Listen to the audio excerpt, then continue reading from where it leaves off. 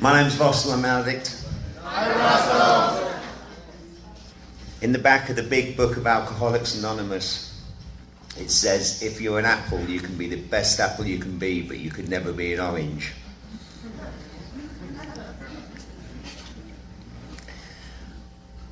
Why I particularly like that reading is, it goes on to say that later on in the rooms of in the book, Alcoholics Anonymous, in my case, Cocaine Anonymous, I found out I'd spent my life trying to be something I wasn't. And when I'm stood in front of you, my fellows, my friends, my loved ones, I still have this knot of anxiety and fear that you're not going to like me. And based on that unhealthy drive, that unhealthy feeling, I am willing to compromise the truth and present to you what I think you want to see. Yeah. But you're not going to get that tonight. What you're going to get tonight is Russel the apple. All right. We're taught when we come here, we share in a general way what it used to be like, what happened, and what it's like now. I've never been able to do that. Go off on random. But I also remember what it was like when I was sat in these rooms as a new person. So I'm going to speak to the new person first, even before I get into the thanking the committee. My attention span as a newcomer was like a couple of minutes in it. I'd be sitting in a meeting like this, my arse on fire, desperate for a solution, and I'd be thinking, why haven't they turned that second row of chandeliers on? I wonder why they didn't do that. Those AC vents seem to be a little bit close to those. That's where I go. I'm immediately there. So if you're new, while I've got your attention, I'm going to ramble for about 45, 50 minutes. It's as easy as this. Find yourself a home group. Find yourself a sponsor who works out the big book of Alcoholics Anonymous. And get involved in the steps. It's as easy as that, really. Thank you. Right, so let's get this going. Okay then, so I'd like to thank the committee for asking me to come and share with you tonight. Fuck knows what you were thinking. I mean, like, of all the people. Listen, I came to Cocaine Anonymous because I love the effect produced by crack cocaine and heroin. That's why I'm here. All right. I used to get confused at first, hearing people saying the drugs stopped working. They never fucking stopped working for me. They did exactly what they said they were going to do on the label. All right? Every time. It just got unbearable. And the respite I got from them became shorter. But they always did what they said they were going to do. You know? Doing the same thing over and over, expecting different results. I knew exactly what the results were going to be. So, I haven't got any tales of abuse as a child, bad upbringings. I wasn't locked in a wardrobe when I was a kid. I've got nothing I can tag addiction to, alcoholism to. I started using when I was quite young. Normal sort of stuff, I suppose. A bit of weed, acid, loved acid. And and then got introduced to cocaine and heroin. Quite young, 17, 18 years old. But I'd had a good education. I was going to do something with my life. Remember what it was like, 15, 16? I had that ambition to do something with my life. And so my father was a very strict military man. He wanted me to join the army, but I couldn't quite get my head around that yes sir, no sir sort of lifestyle. So, I went into construction. I'd done all right out of it, and I was about 20 years old. By then I was using regularly, daily, still managing to hold it together. And a few of us went for a long weekend in Amsterdam. I was there 10 years. My mates went back on the Monday afternoon.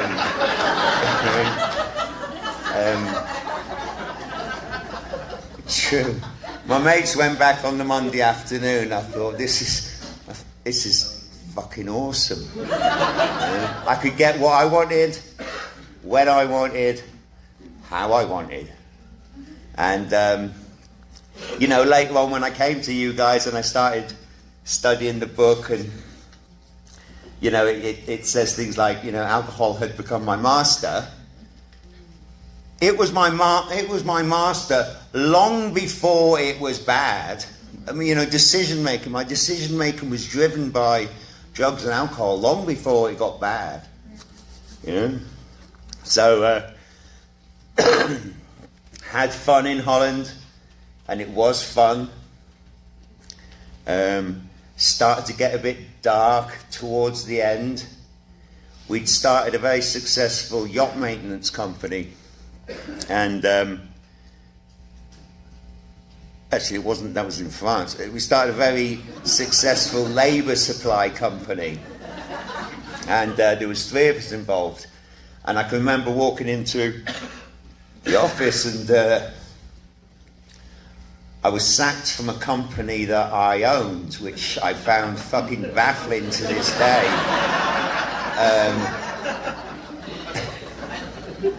And it's like, Russell, you're unreliable and you're letting us down, and we've built up a good client base, but you're not turning up for meetings. We're starting to get calls saying, can you send Mike to meet with us, or Charlie? We don't really want to meet with Russell. He doesn't turn up. So yeah, it's too much now. You're going to need to go. And they gave me this wad of cash. We were that type of company. They gave me this wad of cash, and politely told me to sign some papers and fuck off. So, as any decent alcoholic, drug addict would do, I sat in a bar that night and planned the reconstruction of my life.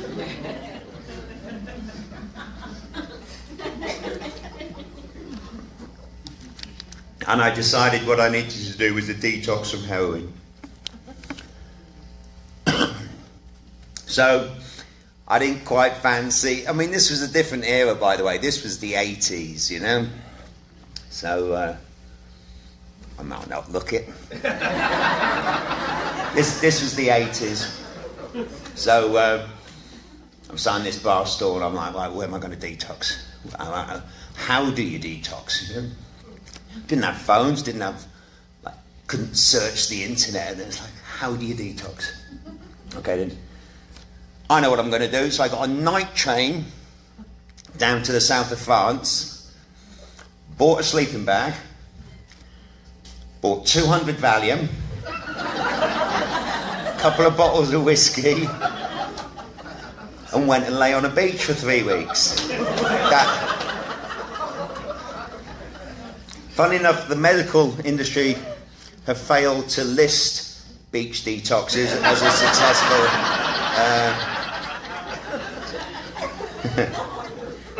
So I finished my detox,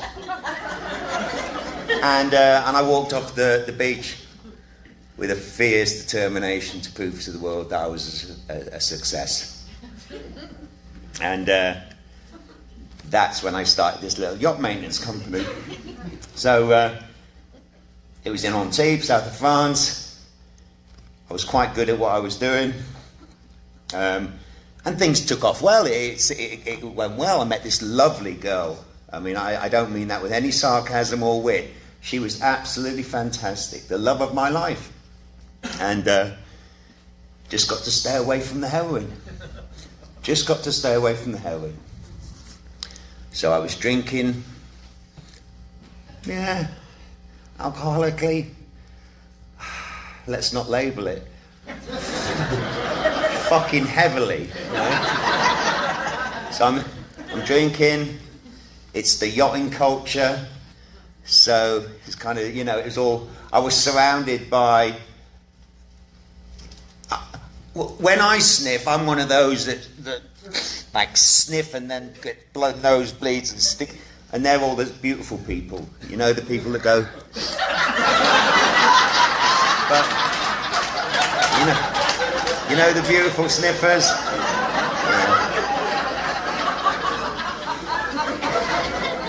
I'm waiting for them to fuck off from the table so I can go out. So I'm hanging out with the beautiful people, fitting in quite well, and I've met this beautiful lady, absolutely stunning. I mean, I'd never met somebody that stirred me in such a positive way as she had. And we decided to get married. So she went back to England to go and get the parents. She had elderly parents. They were an Irish family and living in England. She went back to England the week before we were due to get married. And while she was in England, I'm always worried when this is recorded, but fuck it. Right? So she went back to England. I was having lunch with the Consulate General from the British Embassy in Nice. And he said to me over lunch, Russell, I've got 10 grams of very pure, high quality white heroin. Do you know anybody that would take it from me? This is true.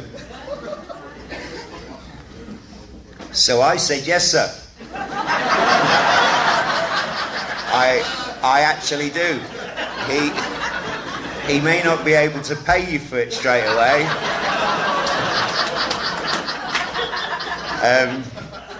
So by the time Siobhan came, I was off the chain again. And we got married. We went to, we'd worked hard, we'd saved hard. We went on one of these honeymoon holidays to Mauritius, heart-shaped pool with a bar in the middle of it. And it's all over me. It's on me. And all she wanted to do was hold my hand and hug me and bob about in the pool. And all I'm thinking is, I've run out of gear. Where am I going to get some gear from? So I talked her into the effects of jet lag. Now we'd driven, I'm not giving a geography lesson here, we'd flown south. There is no fucking jet lag, right? So, but as beautiful as she was a thick Mick. She was a fucking Irish. She was Irish. She was thick as fuck. So I've talked her into having jet lag, and put her to bed for a few hours, and gone off and scored. And we were on this little island, Mauritius, and it took me about 45 minutes. to find some heroin. And I was an IV user, and I couldn't get a little 1 ml insulin syringe, so I found this big fucking 20 ml javelin with a big blue spike on it. So I'm using. I'm hiding it in my shoe up in the cupboard in the wardrobe in our suite, and we're going out for a special meal that night. I'm in the shower, getting clean and tidy, and I heard this noise from through the bathroom door, and the noise is the noise of somebody that's having their hopes and their dreams trampled on.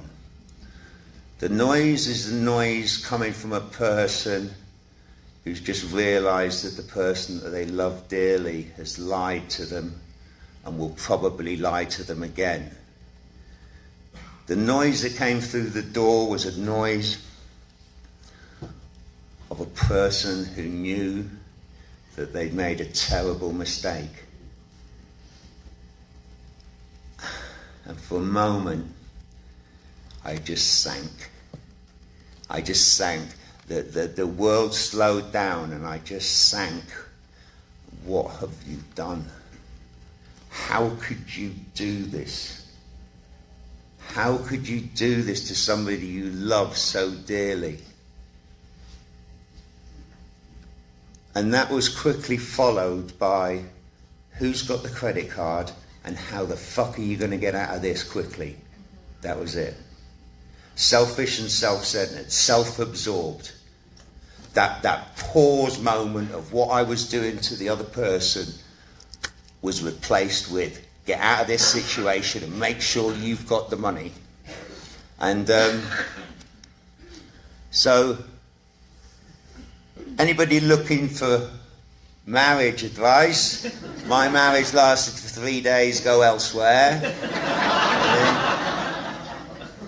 And yeah.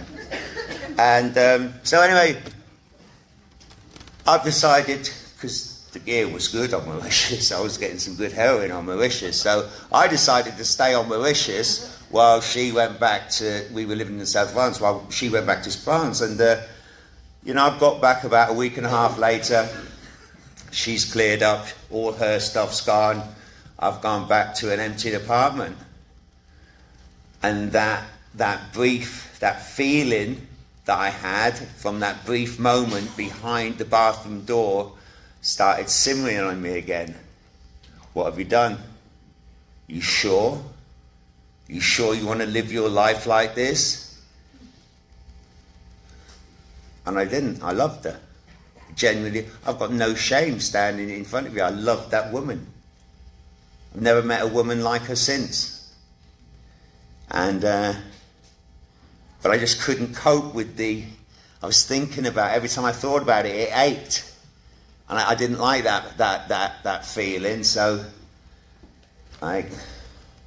give me some ease and comfort, The harm that I'd caused and the grief I felt from it, I expected you to feel guilty for me or sorry for me, and I drank on top of it. I used on top of it. So, I say this before, fuck me, this phone's all over the place.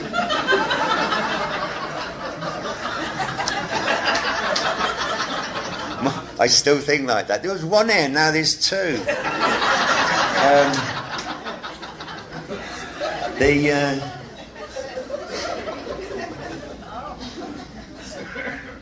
But I loved her.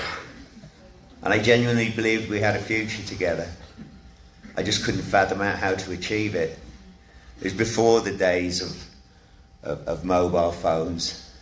The old days where you'd have to call a house number and hope somebody was home so they would answer. And after a week or so of trying, I managed to get hold of Siobhan's mum. At first she wouldn't let me speak to her. Took a little while longer, took about an extra week. I finally got to speak to Siobhan, my wife. And She said, if you can get clean and sober for 2 weeks, come back here. We can live at my parents and we can see if we can make a go at this.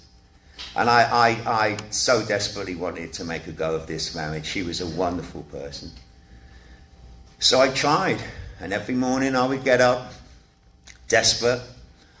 I can't drink and use today. Can't drink and use today. Stay in bed. Like, don't go into any high risk environments. Just stay in bed. That one, you know. And by about 11 o'clock in the morning, midday, 1 o'clock, you can have a Budweiser. You can have a Budweiser. There's fuck all wrong with a Budweiser, is there? Come on, I'm speaking to some serious alcoholics here. It's 5%. What's wrong with a Budweiser, for fuck's sake?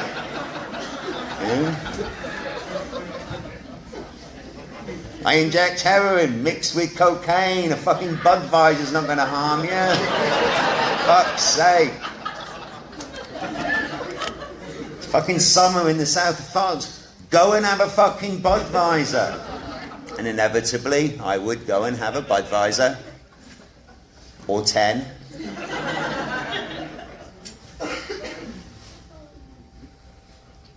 Track down, nick the nose down in the fucking bar.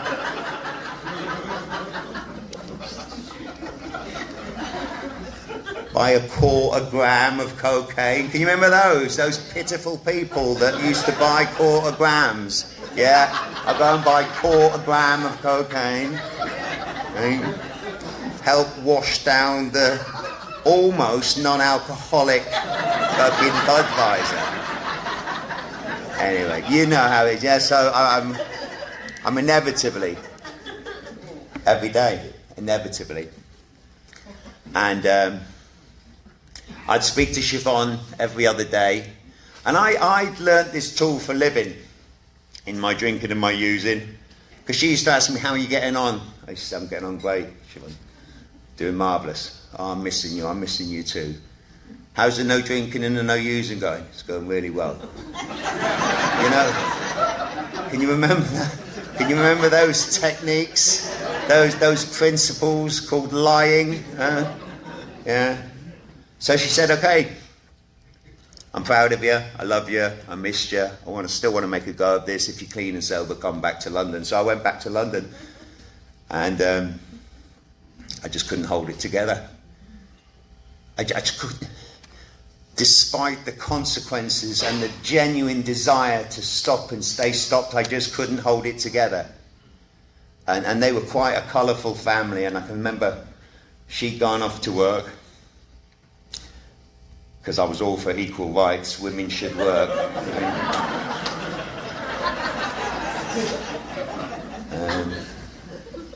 She'd gone off to work, and I was woken up by a younger brother, who may, if I remember, will come up later on in the story, Jimmy, pushing a gun into my mouth. As I say, they were quite a colourful Irish family. Pushing a gun into my mouth, saying, you need to get the fuck out of here and never bother my sister again. And I left the house with what I could carry. I was so ashamed and embarrassed about what had happened over the last month. How do you explain that? I mean, my mother and my father were good people. How do I explain this to my mother and my father? Remember the wedding we went to in the south of France and the honeymoon that I went on, like it's all over. So it was, I'll fathom something out and tell them in a week or so. I just need to hold this together. And I didn't have any money. I didn't have anybody in the UK that I could lean on. And I found myself in central London. And this concept of keeping it in the day, I applied it in that situation. And I thought, just for tonight, I'll just sleep in that doorway there and nobody will find out. Nobody will know. and tomorrow I'll try and get the help that I need to see if I can get some temporary housing.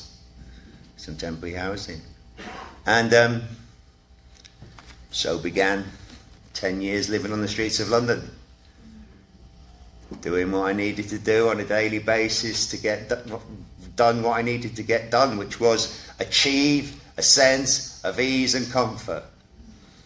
That's all I was interested in. It's all I had to do. All I could do.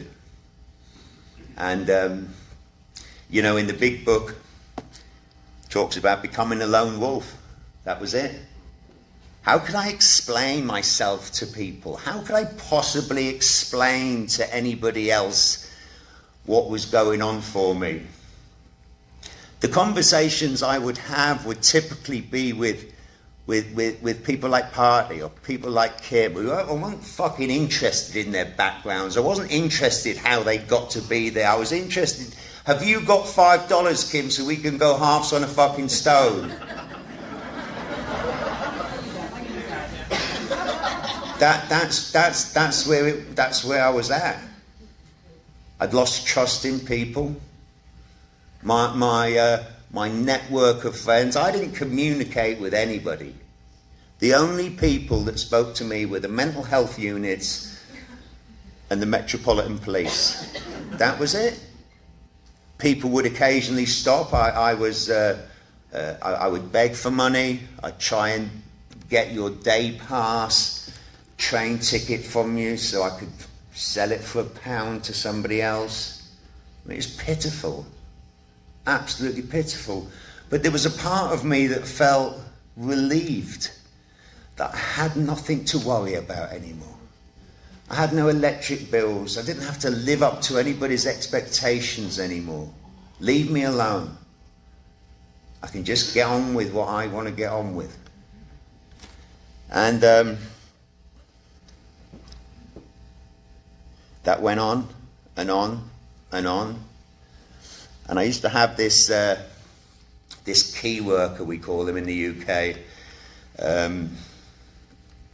I love mentioning people's names because I want to keep their name in my heart.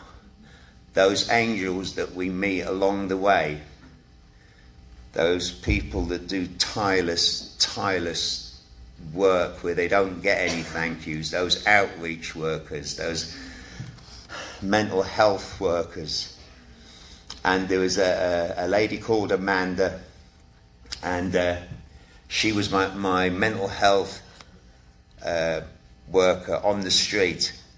I had these things called ASBOs by then, antisocial behaviour orders, where I wasn't allowed in certain parts of London, which is a real inconvenience because the places that I wasn't allowed was the place where I needed to be. Yeah. So I had several ASBOs throughout London, and but Amanda would always track me down. She'd always make sure that I was okay, I was alive. The question would always be, do you need anything? I'd say money. She'd say, Russell, you know I can't give you money. What I meant was, do you need me to get you an emergency dental appointment? Do you need any clean works? Do you want to exchange your sin bins? You know? And I woke up one morning and this overwhelming feeling of dread came over me. Nothing different had happened that day. Don't know what it was, but I do know what it was. But I couldn't fathom out what had brought it on. This overwhelming feeling of dread came over me. And I knew I had to go and get help. Didn't argue with it, didn't try and fathom it out. It was like almost autopilot.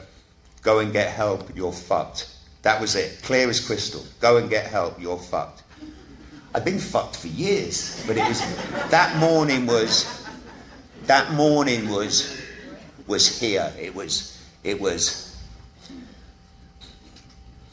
God is what it was. Go and get some help, you're fucked. And I can remember going to her office, which was right in the middle of one of these fucking ASBO zones, right? Which meant if I'd have got caught there, it would have been, 2 weeks in prison, a month in prison. But I was desperate, and I didn't know who else I could look and ask for help. So I'm banging on. By the time I got there, it's an afternoon. I'm banging on the shutters. Banging on the shutters. They were closing for the day. One of the guys, he's lifted his shutters up, looked at me. He scuttled off. Amanda's come back. She's looked, waved me in. They've opened the door. And I've sat in front of her and I just sobbed my eyes out. Absolutely bawled my eyes out. And when I looked up, she was smiling, which really fucking pissed me off as well.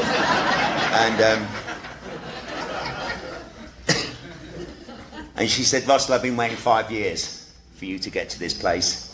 Now we can do something about this. And she called this number and handed me the phone. Didn't even speak to me. She just called this number and handed me the phone. And it was a self-referral crisis centre in central London. And the guy on the other end of the phone asked me a few questions. Done a brief assessment, took about 45 seconds. They really were low bottom Shitsville self-referral crisis centre. I mean, saved many people's lives. And the conclusion was, we haven't got a bed for you at the moment, call this number 8 o'clock in the morning. 8 o'clock in the morning, I called the number, sorry, we haven't got a bed for you, call 8 o'clock tonight. That went on for a few days. Then it was, okay, be on the corner of da-da-da-da street, we'll come and pick you up now, we've got a bed available for you.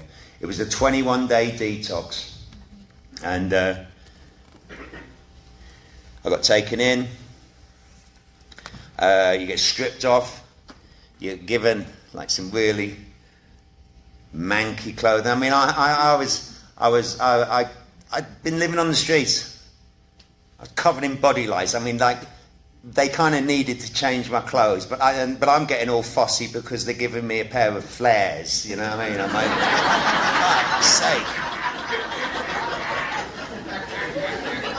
High waistbanded fucking flares.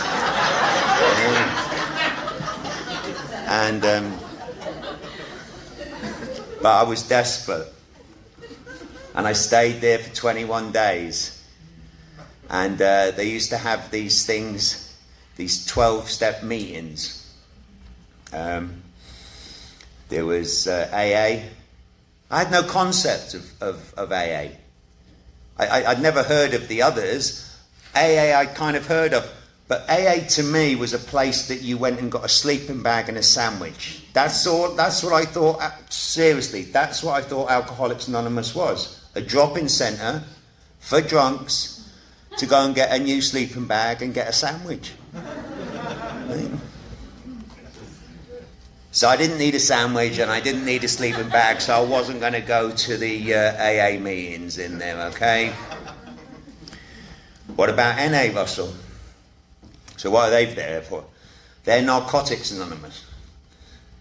No more questions from me, because I don't need to understand to make my decision. Right? I mean, I'm of that type. The book talks about contempt prior to investigation. So very quickly I thought, why the fuck would I want to sit with a bunch of fucking junkies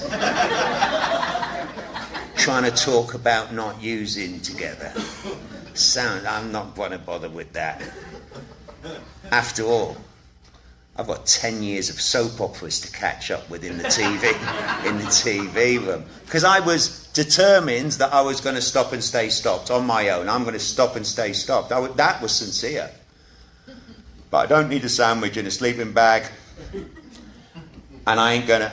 And anyway, somebody in these NA meetings I might actually owe money to. So I'm not going to do that.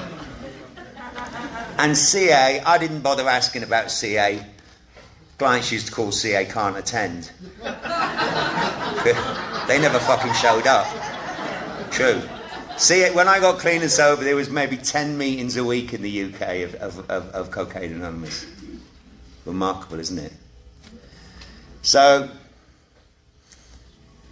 I completed the detox. Got a little grant, got some clothes, got contact of an organisation that were going to house me. Everything's looking good.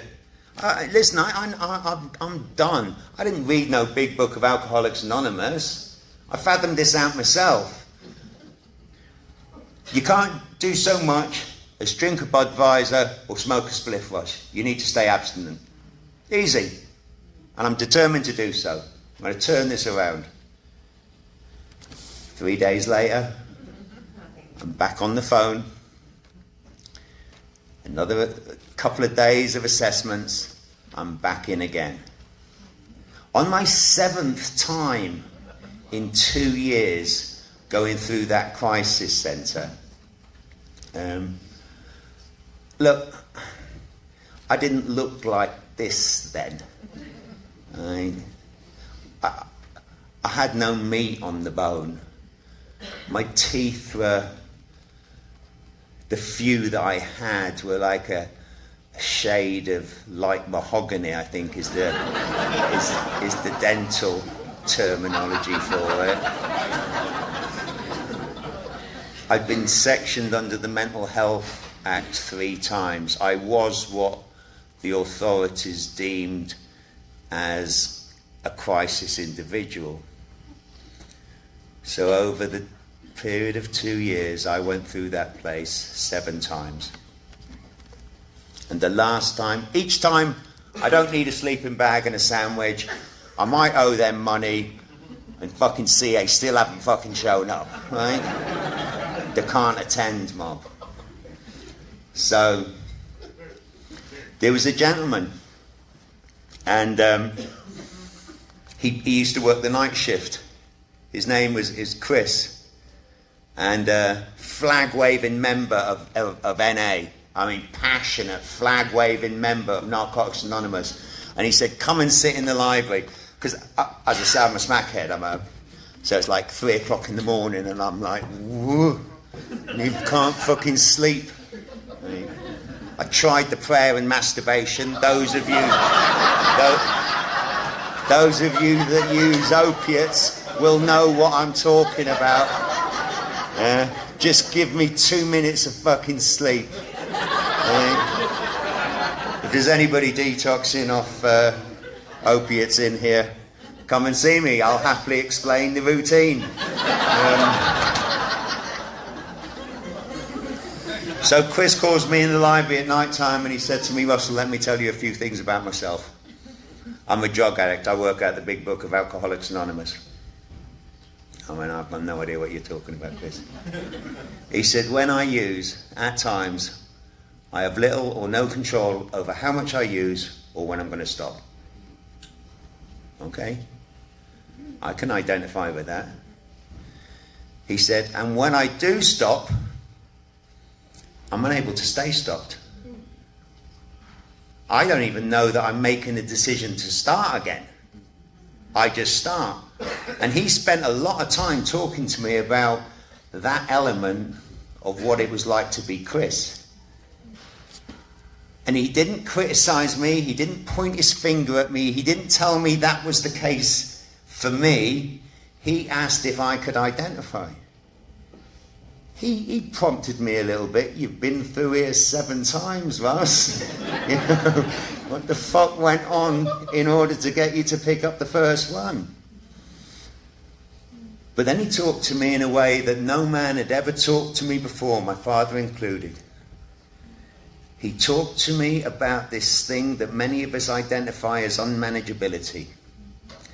He talked about a feeling of never feeling good enough, feeling alone in a bunch of people, prey to misery and depression, feeling restless, bored, all of that sort of stuff. And the way he pieced it together, he didn't, nicked Kim's book, he didn't get a big book out and try reading. He shared for me. I thought this guy's obviously been to psychiatry school or something. He didn't. He was speaking to me from the heart, based on his experience, informed on the big book of Alcoholics Anonymous. I thought he was the fucking Jedi Knight. He pieced it together in such a way that I went, I'm just like you. And he said, look, why don't I can get you a grant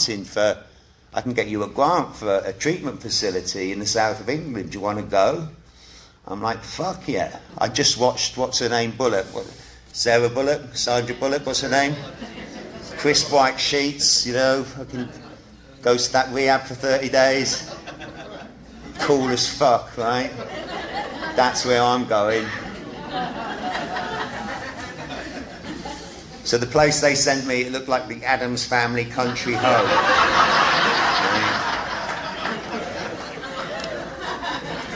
But I got told it would be beneficial, so I went.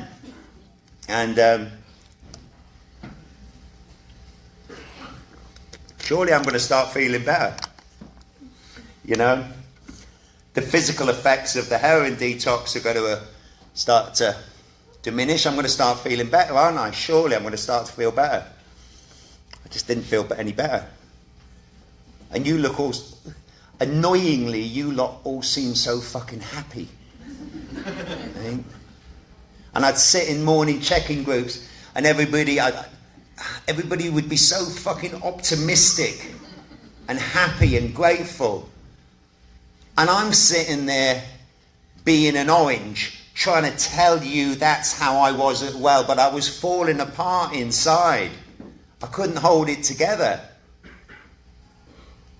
I didn't know what to do.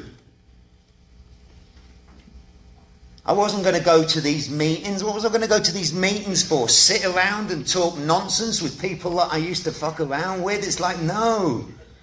What am I going to do? And it just ached. It ached more not using than when I was using. And it was raw. And I couldn't tell you how bad it was on the inside. I couldn't tell you. Because as I said, this was 2004, people were just getting, waiting for another phone to appear.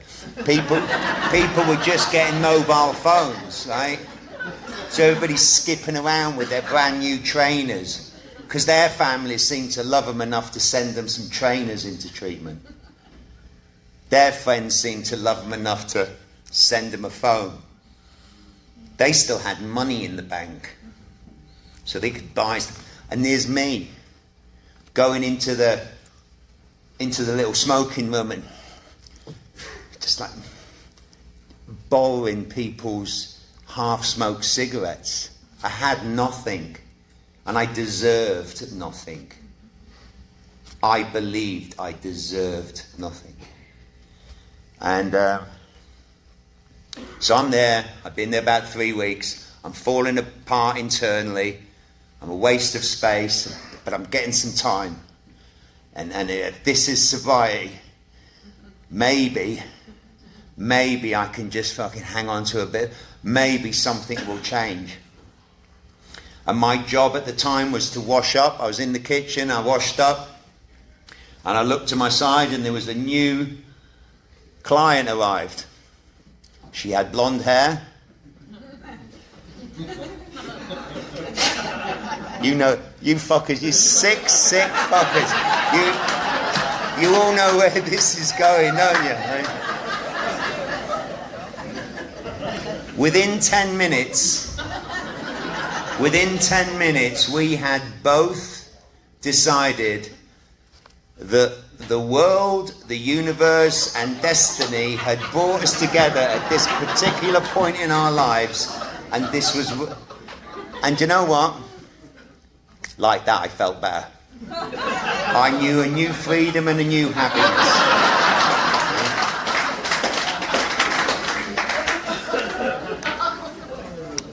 And so it started. Those of you that have been in treatment, that have partook, in such activities will know how real yet how fucked up they are. Right? But it was real. She paid attention to me, and it was sincere. And we you know, we do those little pinky holding hands, so nobody, you know. I've already explained my dental hygiene issue to you, right? She was of the equivalent. I think she shared the same dentist as I did, right? But it felt good, it felt real, and I got up in the morning and we go into morning check-in, and I'm feeling optimistic, and there is a way out of this. Thanks for sticking with me, guys. Recovery. Yay. Right?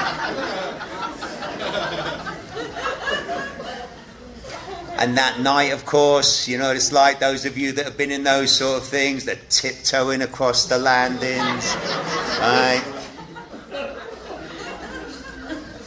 Going to embarrass myself with the non-opiate users, but the opiate users will understand this.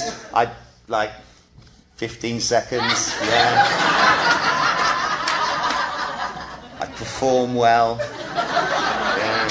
Maybe a minute, right? Tiptoe back to my room. Yeah. Next morning, feeling good, feeling optimistic, very grateful for life. Get to morning 4 or 5, it's starting to wave. This feeling is not so prominent. And I'm looking across at her, and I'm realising that she's just another victim, just taking advantage of her, like everybody else. And I started to experience that remorse, that shame, that guilt. There's no substances involved here now. This is all behaviour. Officially sober, yeah? Officially clean. And it ached. And the day after, it ached even more.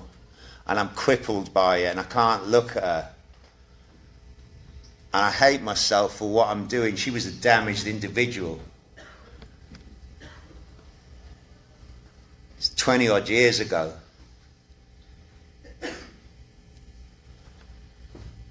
Just like I smoke crack, I take advantage of vulnerable women.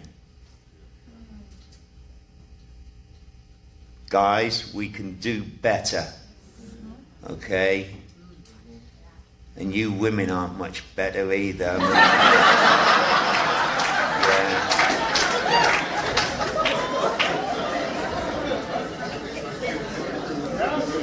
So I'm left with this conundrum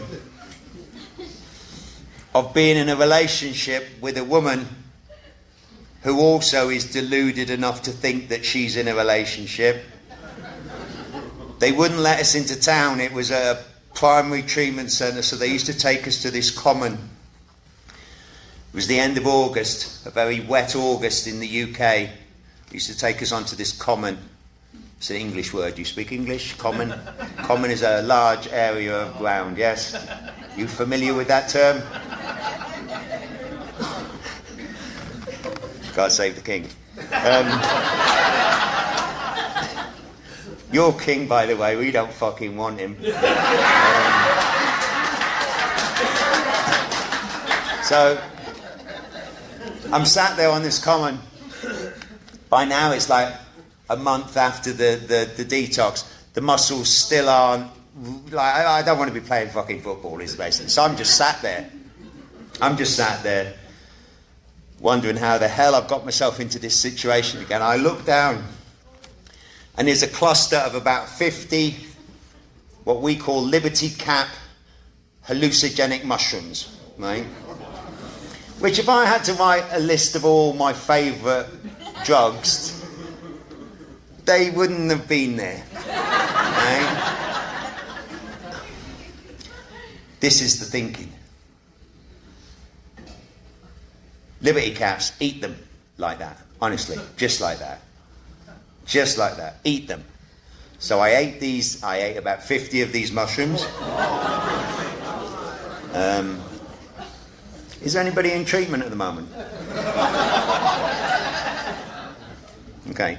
If there was, or if there is, I strongly suggest you don't eat 50 Liberty Cap hallucinogenic mushrooms prior to going back into a residential treatment centre.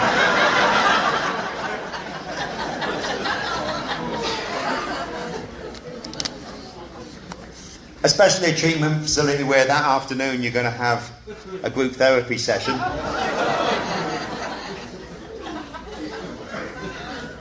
With a girl that you've been taking advantage of for the past nearly a week is going to get honest with the group. So I'm sat there. I'm trying to keep the carpet on the floor and the wallpaper on the walls. And I can hear my name mentioned. And everybody seems to be looking at me. And I'm busted and broken and I'm just trying to behave normally.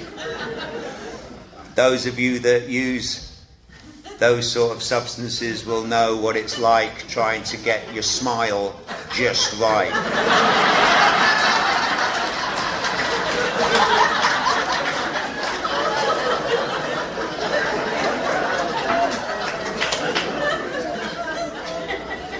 And this is going, why is David getting up out of his seat and pointing at you as well? What the fuck? What's going on? So anyway, they carted me off. They put me in a room, and they couldn't throw me out. I mean, thank God, they couldn't throw me out because I had so many of these ASBOs in London. The places that I was banned from ever going were the same people that were funding me, and legally they had to return me to the place that funded me. So I was in this fucking win-win situation, right? So they had to have a think about what they were going to do with me, and in the morning it calmed down a little bit, and I was devastated. How could I just do that? I had a lot of people in my corner fighting for me. How could I just do that again? How could I let these people down again? My funder, the guy that worked non-stop to get me the funding. Amanda, who worked non-stop to get me the funding. How could I let them down? What am I going to do? And I can remember I got put in the car, the manager of the place, and he's driving me towards the train station.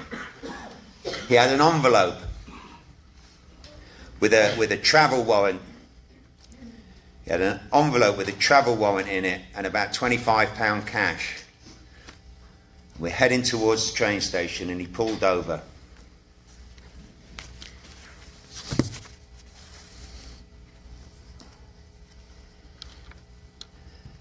And he said, Russell, I can take you this way to the train station, or there's another little town on the coast called Bournemouth. They've got a little fellowship there called Cocaine Anonymous. What do you want to do?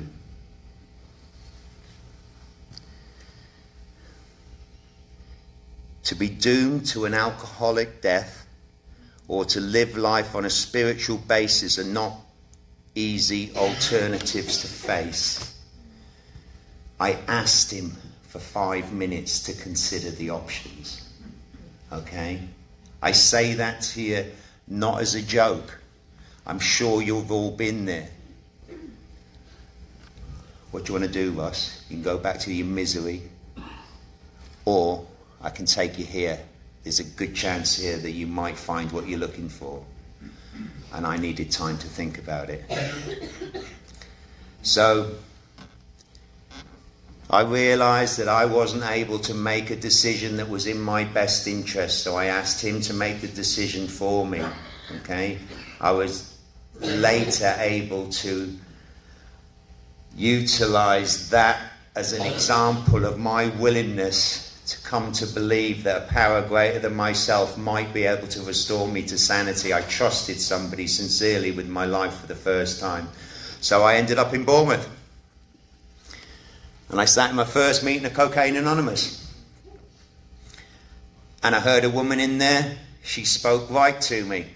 And what she spoke about, and I'm passionate about this, she didn't fuck about with one day at a time. That woman spoke to me and she talked to me about permanent recovery. And she fucking held my attention, because that's what I was interested in. She said, what's on offer here is permanent recovery, achievable one day at a time. And at the end of the meeting, I'm like, what do I need to do? She went, get your ass to another meeting and find yourself a man to help you. So the next night, I went to another CA meeting. And by the way, before I get into this, you remember that guy Chris in the Detox? The flag-waving NA member that said, get to CA.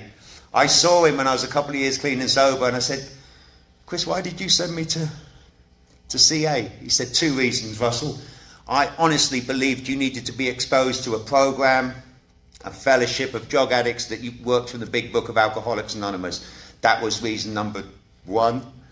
Reason number 2, you were mad as a box of fucking frogs, and I didn't want you anywhere near the meetings I was going to. That's the truth. So I'm in my second meeting. I'm embarrassed. I'm little. I've still got the flares on. I don't look as cool as the other people. Yeah. I hope you're laughing because you can identify. You know what it's like? Your life's on fire. You're burning my life to my ground, and I'm worried about what I look like. Yeah. So I'm making my little newcomer escape to the door to avoid all of that. Hi, how are you doing? And I am like fucking head down.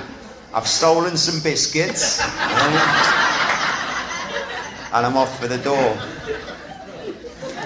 And this guy gets in the way. Yeah, hello, my name's Mark. Right. He went, where are you going? I'm going home. He said, it's raining. Do you want me to give you a lift? I just moved to this town the night before. So it would have been helpful, because I hadn't got a fucking clue where home was. I had an address, and the journey home would have been a series of asking, do you know where this... So this guy's offering me a lift home in the car. Likelihood is he was gay, but I could fight that one off, you know what I mean? So this is how I think. This is how I thought. Right? So I've got in the car with him. We're driving around, and the conversation gets to his using, and he talks about when he used, he had little or no control over how much he used or when he was going to stop. Could I identify? Yeah. Fuck yeah. He talked about his attempts to stay stopped when he had stopped and what that looked like. He told me a few funny stories and asked me to tell him a few ones. And I did. I told him about the previous 2 years. 7 times walking out of a crisis detox centre and picking up sometimes within hours. Did you want to pick up? No. I had no defence. I didn't use those words, but this is what was happening. He was trying to qualify me. Was I of this type? And he also spoke to me about what it was for him as a man to feel restless, irritable, discontent, to feel less than. He asked me what I thought of the meeting that I'd just been in, and especially my first meeting. Because unbeknown to me, Kim, at the first meeting, who I thought was sent down from God and who I just went, you were fucking amazing, you've just given me hope. She got on the phone to Mark and said, look out for this guy, he's fucked. So he said, what did you think of you've been to 2 meetings now, what do you think? I said, yeah, you guys seem to have got it together. I mean, I'm really interested in what you do.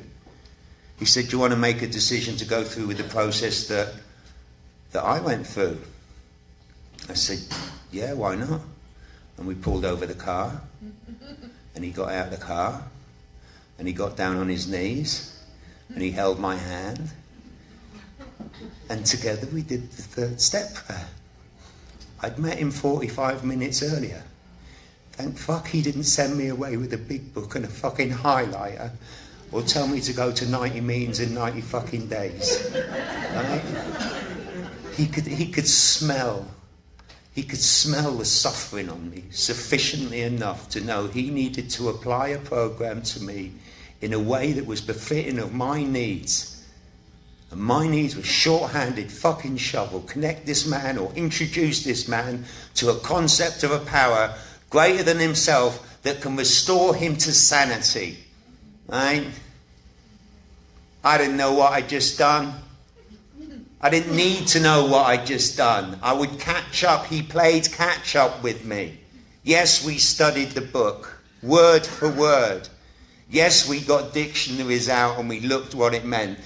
But he knew he had to get me somewhere. He had to get me to a place of a decision based on the severity of my condition. And he'd done that very effectively. And just like the other guy, I thought he was some sort of fucking IQ of 164 or something. He just read the big book. That's all he'd done. And it was dark. And he knew he didn't have time to go through those first 60-odd pages with me. So he just delivered me into the best of his ability what he could. Next, he said, what are you doing tomorrow? I said, I haven't anything planned. He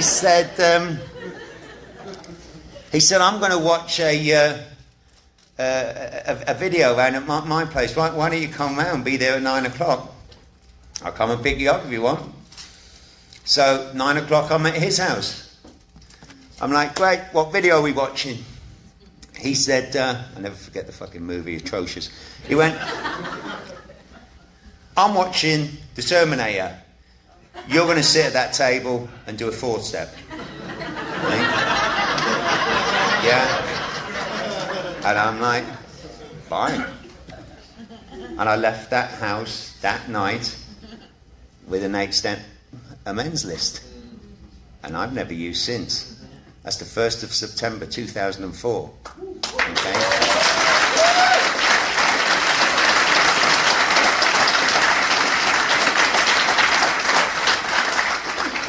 Now that is not to... I suppose we better wrap it. I've got no fucking idea. I'm so jet lagged, I don't even know what fucking day it is. Let alone what time I started. What time did I start? How long do you want me to go on for? 5 minutes, 10 minutes, wrap it up? Okay. So...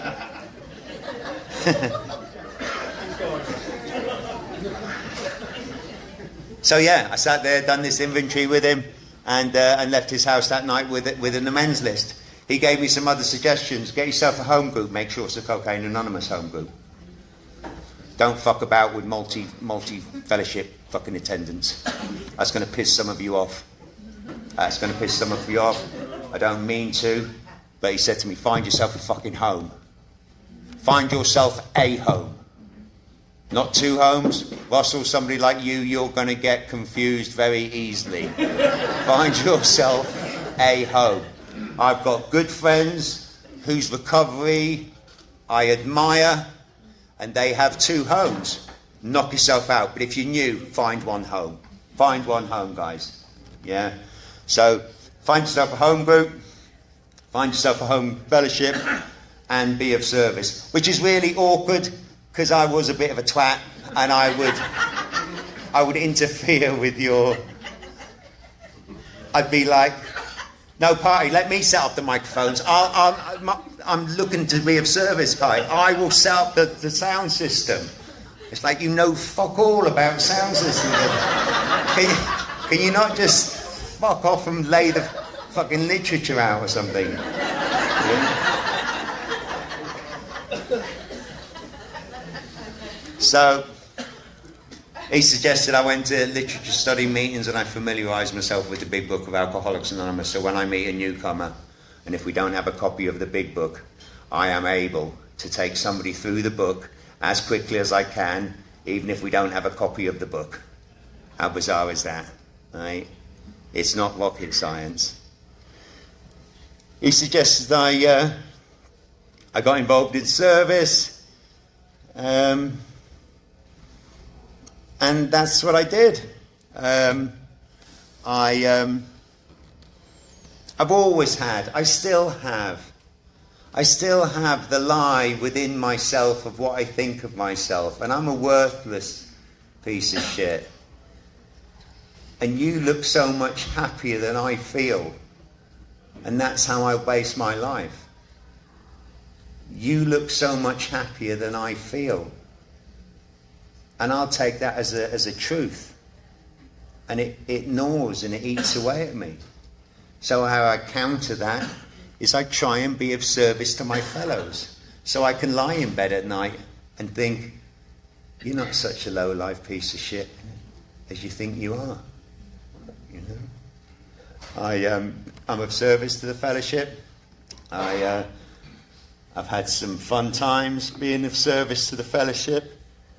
I've served at group level, area level, world level, and I've taken me with me. And if I like to share this stuff, just to hopefully some of you can understand it's okay to be what we are. I served on the World Service Board of Trustees. I used to sit in the board meetings of the World Service Board of Trustees, wishing I had a crossbow so I could pin her fucking head to the wall. I still think like that. It's just my thinking. There's some people here going, fucking hell, he's a psychopath. Well, I don't know how your thinking works. Mine just thinks. It's just like, who tied those strings on the fucking stars? That one's higher than that. It just like,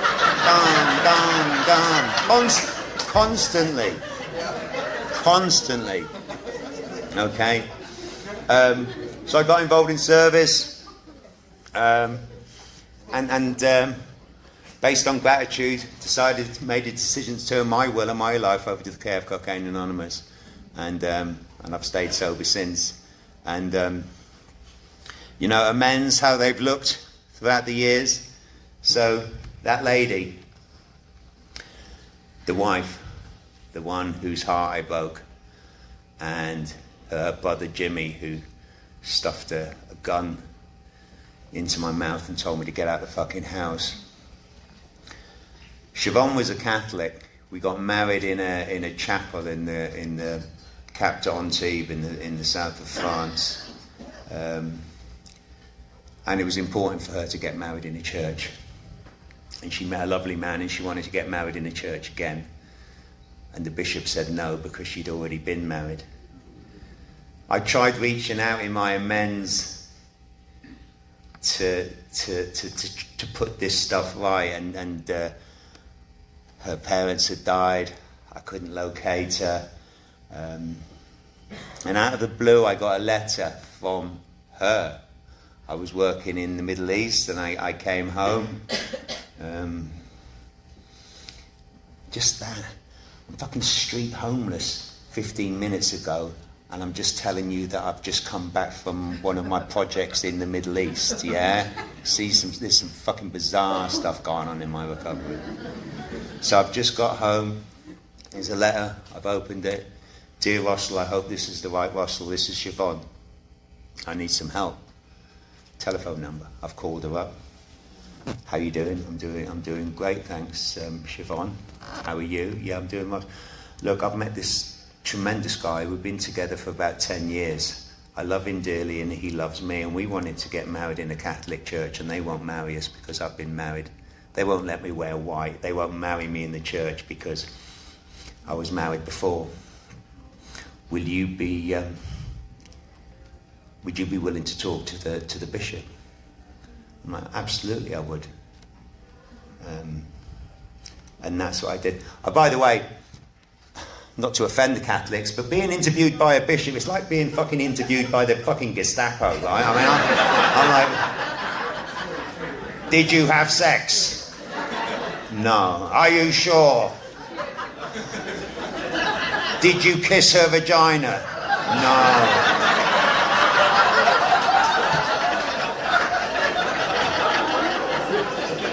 Is that a little bit too much? But they were very thorough with their questions.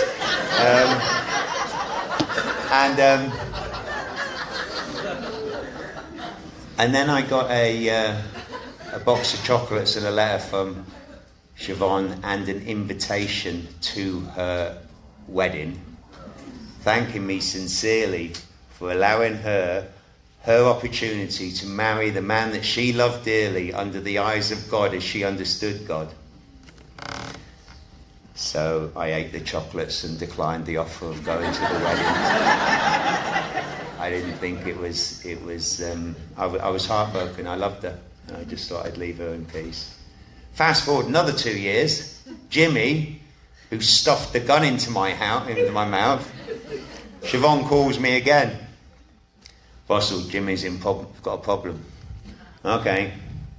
He's using heroin. He's been using heroin for about 8 years. He's fucked. He's living on the streets of London. I'm going to go in and try and track him down this afternoon. Will you come with me? Can you get him some help? And I was able to get Jimmy into the same detox that I got into. So these things are remarkable. The things that I never thought I'd be able to put right, I've been able to at least attempt to put right. We are selfish and self-centered. I owed a tremendous amount of money. I reluctantly hated it, paid every penny back. I listen, guys, if you've got some financial amends to do and you're worried because you're not, yay, I'm going to make my financial amends. I fucking hated it. I hated every bit of it. Every fucking transfer of money I fucking hated.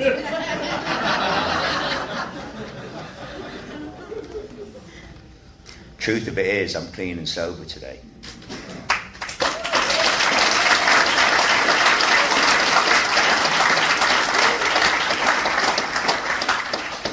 Okay, if you are new, a couple of little closers. Don't take hallucinogenics whilst in treatment. Find yourself a home group, find yourself a sponsor, find somebody that works out the big book of Alcoholics Anonymous. My suggestion would be to choose Cocaine Anonymous. They are a fantastic resource, they are excitable, they are exciting, and the evidence is clear as to the effectiveness of the program that they offer.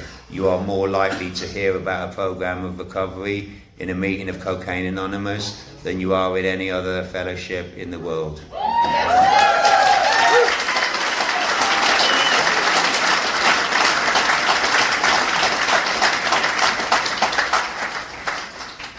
Again, I'd like to thank the committee for letting me come and share with you. Sorry it was a bit scrambled. Somebody asked me what jet lag is like, right? Jet lag is like the day after acid, right? You know when you're kind of sober, but it's all like a bit, what the fuck's going on? What time is it? Yeah. So, thanks for bearing with me.